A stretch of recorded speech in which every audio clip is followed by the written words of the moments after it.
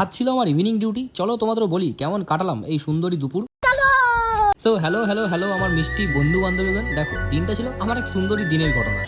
আরে হ্যাঁ, দিনেরই ঘটনা। যেহেতু আমার ডিউটি ছিল ইভিনিং, তাই তো প্রায় দুপুর 1টার পর আমি রেডি হচ্ছিলাম আমার ডিউটির জন্য। আর ভাই একটা সত্যি কথা বলি, যেমন কিছু জিনিস আছে যেগুলো দেখতে আমার হেভি লাগে আর আমি কিনেও ফেলি, কিন্তু আমায় পড়লে